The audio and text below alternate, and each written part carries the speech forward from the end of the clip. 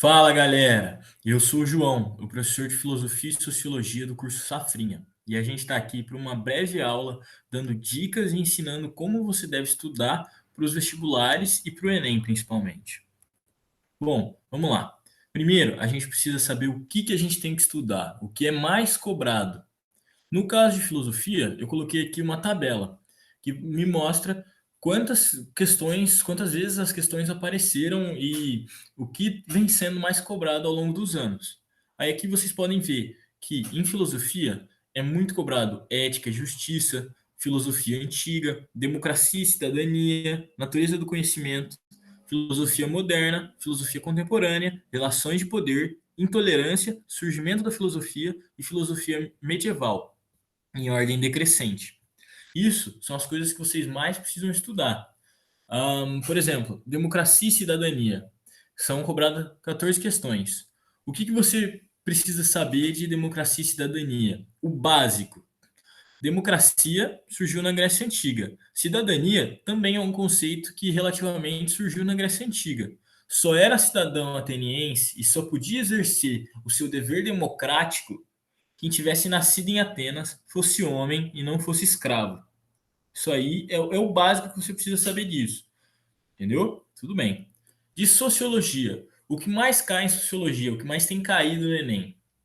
Principalmente tem caído vários temas diversos, mas também cultura e patrimônio cultural, que está em azul, 20%. Estado, democracia e sociedade civil, teoria sociológica e identidade de gênero e socialização. Identidade de gênero e socialização é um tema que está muito em voga nos dias atuais, devido ao movimento dos direitos LGBT, e muitas outras coisas.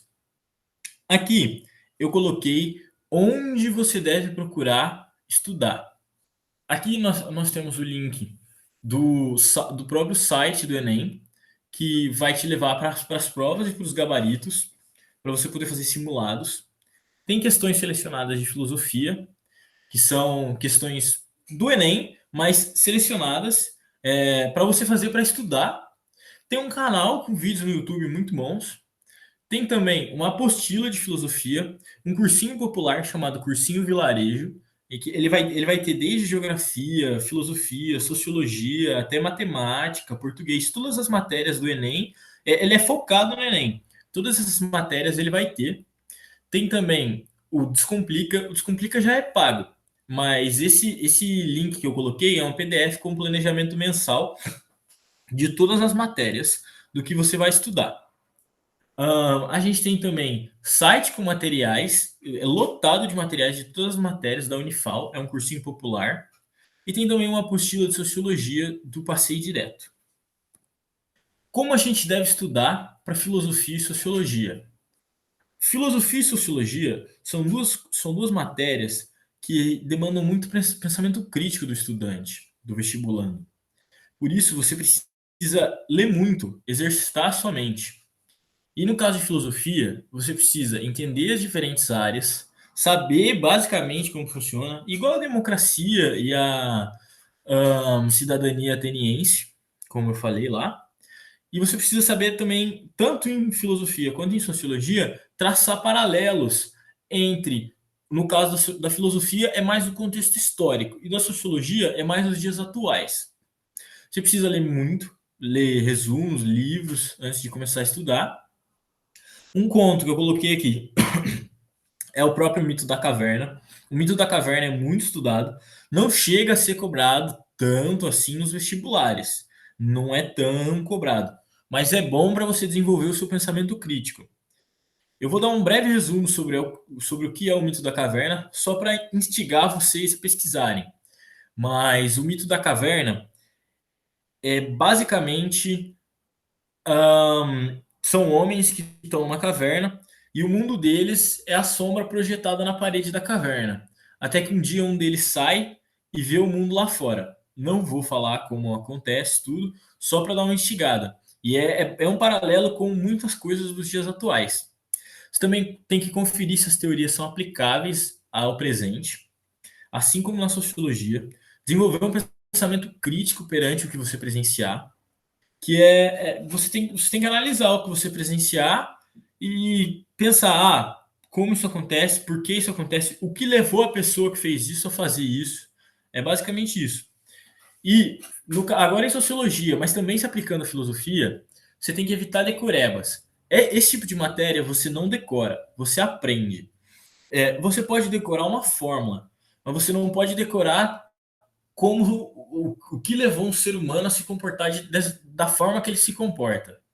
E é por isso que você tem que evitar decoreba, porque não dá para decorar isso, não dá para decorar esse tipo de coisa. O ser humano é muito complexo.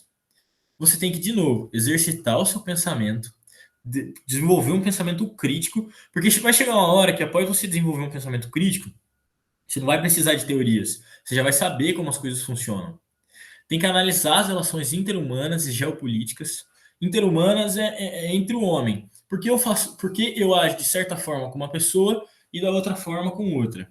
E geopolíticas. Por que uma nação mais rica exerce uma certa dominância sobre uma nação mais pobre?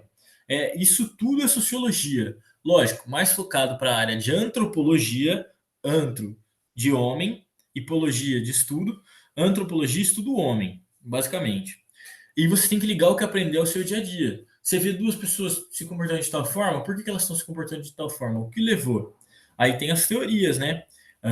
O homem nasce bom, a sociedade corrompe. São várias teorias que você precisa estudar e você vai começar a compreender. E vai chegar uma hora que as coisas vão começar a fazer sentido na sua cabeça. Você vai pensar, faz sentido. Eu acredito mais nessa teoria. Eu, por exemplo, acredito que o homem nasce bom e a sociedade o corrompe.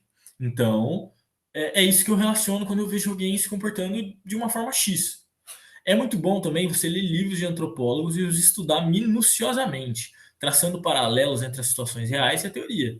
É basicamente exercitar o seu pensamento crítico e ligar ao dia a dia. Como responder uma questão do Enem? O que acontece muito no Enem? Às vezes, tem mais de uma resposta correta. Não que ela está correta realmente, mas que, por exemplo, como eu coloquei aí, a questão está falando de X e a resposta está falando de Y. E o Y pode estar ligado com o X, mas a resposta está falando uma coisa que a questão não pediu. Então, por mais que essa resposta esteja correta, ela não vai ser considerada, porque ela está falando de uma coisa que a questão não pediu, entendeu? Ela está correta, mas não vai ser considerada, vai ser considerada errada. Entendeu? É isso que eu coloquei, basicamente. Você tem que analisar com atenção todos os dados que o problema te dá antes de responder, porque eles podem ou não fazer a diferença. Já teve muitos casos, quando eu fiz vestibular, que os dados fizeram, mas também teve muitos casos que eles não fizeram a diferença. E principalmente no Enem, é necessário muita atenção, porque as questões são muito longas. Então você cansa, é cansativo, mas com treino você consegue chegar lá. Você precisa muito estudar, analisar tudo com atenção, porque nesse tipo de questão é isso que vai fazer a diferença entre uma resposta correta e uma possível resposta errada. Você tem que prestar atenção em pegadinhas, que é o caso da questão falar de X e a resposta, mesmo correta, responder Y, é uma pegadinha. Isso é uma pegadinha. Organizar seu tempo, mas não se preocupar muito com ele. Porque você tá lá na prova. Beleza, eu vou levar tanto tempo para fazer isso. Passei. Pô, passei. Você já começa a ficar preocupado. Já começa a ficar preocupado. Pô, passei 1 minuto. Já começa a ficar preocupado. Pô, passei 2. E vai ficando mais preocupado. Organiza. Mas não se preocupa, porque, lógico, vai ter questão que você vai pegar mais dificuldade, você vai demorar mais. E isso pode te atrapalhar ou pode não te atrapalhar, porque depois tem questões que você vai fazer rapidinho e compensa o seu tempo. Por isso, não se preocupa muito com ele. Vai tranquilo, que é o melhor, senão você fica nervoso e acaba perdendo toda a mão da sua prova e acaba fazendo uma prova péssima. Quanto mais calmo você tiver, melhor vai ser o seu rendimento e estuda. Isso não é só em filosofia. Estuda e, organiza o seu tempo, mas não se preocupa muito com ele em todas as matérias. E estuda também. Estuda para todas as matérias. Porque quanto mais estudado você tiver, mais tranquilo você vai ficar. Quanto mais tranquilo você ficar, menos tempo você vai perder. Quanto menos tempo você perder, mais organizado você fica, mais calmo você fica e se torna um ciclo vicioso que só aumenta o seu rendimento. Então estuda muito.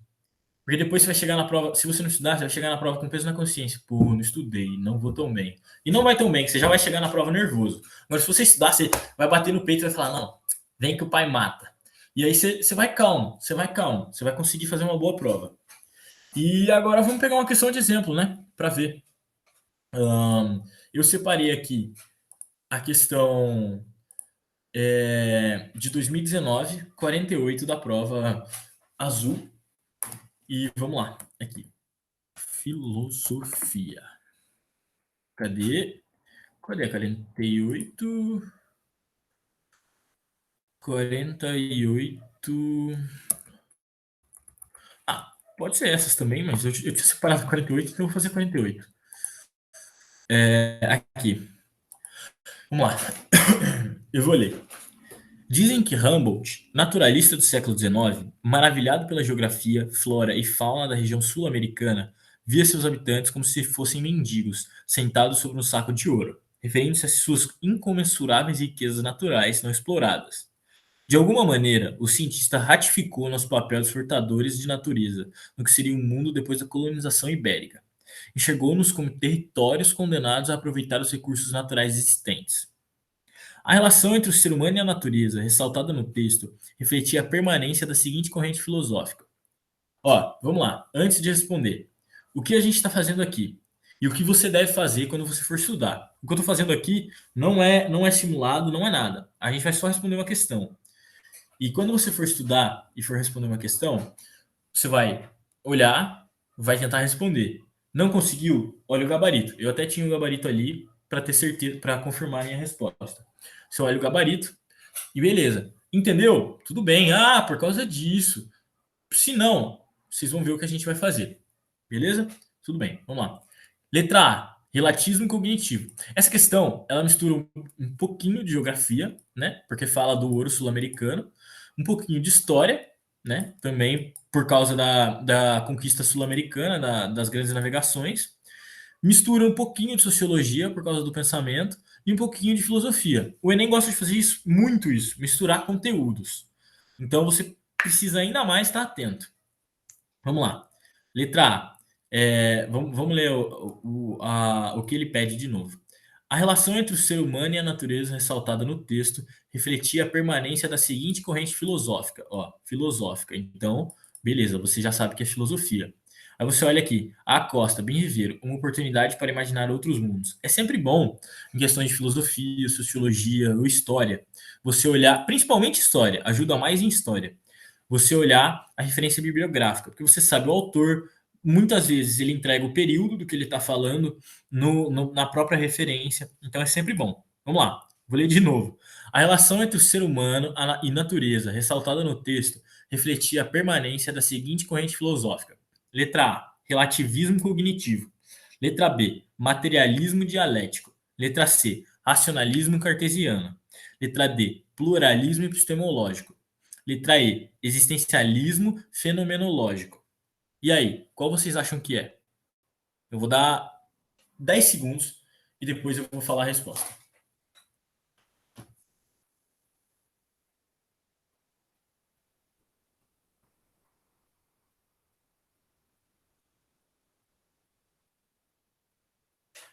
E aí, conseguiram? Bom, se não, tudo bem, não tem problema, a gente está só estudando. A resposta é letra C, racionalismo cartesiano. Entendeu? Tudo bem, entendi, beleza, que ótimo. Você está estudando muito bem, você sabe a matéria. Não entendeu? Também não tem problema. Talvez seja um conteúdo que você ainda não viu, você não teve tempo de ver, ou que você não entendeu direito. Não tem problema. O que você vai fazer? Pô, não entendi. Você vem aqui, beleza. É o quê? Racionalismo cartesiano. Então você vem e pesquisa. Racionalismo cartesiano. Aqui, ó, vou ler. O racionalismo cartesiano foi construído por Descartes. A base dessa teoria está no que o filósofo entendia como lógica. Ele defendia a ideia de que o ser humano é capaz de construir o próprio pensamento. Para ele, todo ser humano é formado por uma substância pensante, a mente, e por uma substância externa, o corpo. Nossa, putz, não entendi, cara. Tudo bem. Anota, anota isso aqui e fica lendo, lendo e relendo. E tenta pensar, beleza, o que que isso aqui significa, o que que é aquilo. E vai, uma hora você vai entender. Mas o mais importante, você anota e deixa lá, e estuda aquilo. Sempre estuda aquilo, que você vai começar a pegar os conteúdos. Vamos lá, vamos fazer mais uma. Aqui. 51. Ó, aquela lá era mais conteudista. Essa aqui, não cheguei a fazer, mas pelo que eu tô vendo, ela já é mais interpretativa. Vamos lá. Em sentido geral e fundamental, direito é a técnica da coexistência humana, isto é, a técnica voltada a tornar possível a coexistência dos homens. Como técnica, o direito se concretiza em um conjunto de regras, que, nesse caso, são leis ou normas. E tais regras têm por objeto o comportamento intersubjetivo, isto é, o comportamento recíproco dos homens entre si. O sentido geral e fundamental de direito, conforme foi destacado, refere-se a. Ó, vamos lá. Como você vai fazer essa questão? Vamos lá. Ó, você vai. Beleza, lê aqui. Putz, o que tá falando? Você vai ter que ler de novo. E o Enem é isso. Você vai precisar, principalmente em questões assim, teóricas, você vai precisar ler muitas vezes. Vamos lá. Ó, em sentido geral e fundamental, direito, direito é a técnica de coexistência humana. Isso ajuda? Talvez. Isto é, a técnica voltada a tornar possível a coexistência dos homens, ou seja, é a técnica que faz possível com que os homens vivam entre si. O direito. O direito, não o direito profissão, o direito. Eu tenho meus direitos, você tem seus direitos. O que é um direito? Entendeu? Como técnica, o direito se concretiza em um conjunto de regras, que nesse caso são leis ou normas. Isso é como o direito se concretiza. E tais regras têm por objeto o comportamento intersubjetivo, isto é, comportamento recíproco dos homens entre si, ou seja, o comportamento que os homens têm entre si. O sentido geral e fundamental do direito, conforme foi destacado, refere-se à aplicação de códigos legais? Não, porque isso é como ele se concretiza, não o sentido do direito. Regulação do convívio social? Talvez. A gente pode deixar aqui. Legitimação de decisões políticas? Não está falando disso. Mediação de conflitos econômicos? Não, também não está falando de economia. Representação da autoridade constituída? Não, também não está falando de autoridade. Então, letra B, regulação do convívio social. Entenderam? É isso. É assim que você faz. Bom, agora é isso. Espero que eu tenha ajudado e que vocês usem os materiais que eu vou disponibilizar. Vou deixar o link do PowerPoint na descrição do vídeo. E dá like, compartilha se tiver ajudado vocês. E espero que vocês façam um bom proveito das dicas que eu passei aqui. É isso, galera. Para cima deles. Valeu!